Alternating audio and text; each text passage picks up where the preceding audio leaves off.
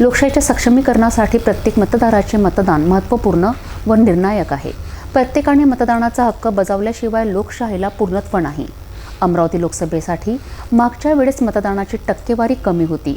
यावेळी हे चित्र बदलण्यासाठी सर्व मतदार राष्ट्रीय कर्तव्याच्या भावनेतून मतदानाचे प्रमाण यंदा वाढवून ते 75% नेतील असा विश्वास राज्याचे मुख्य निवडणूक अधिकारी एस चोकलिंगम यांनी व्यक्त केला आहे।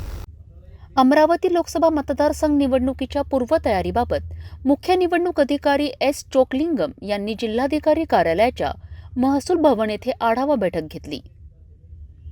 मुख्य निरीक्षक सी.जी. रजनीकांथन, विभागीय आयुक्त डॉक्टर निधी पांडेय, जिल्हाधिकारी सौरभ कटियार, पोलीस आयुक्त नवीनचंद्र रेड्डी, पोलीस अधीक्षक विशाल आनंद, अप्पर जिल्हाधिकारी सूरज वाघमारे, सहाय्यक निवडणूक अधिकारी अनिल भटकर, उपजिल्हाधिकारी विजय जाधव, उपजिल्हा निवडणूक अधिकारी शिवाजी शिंदे तसेच सर्व नोडल अधिकारी यावेळी उपस्थित होते।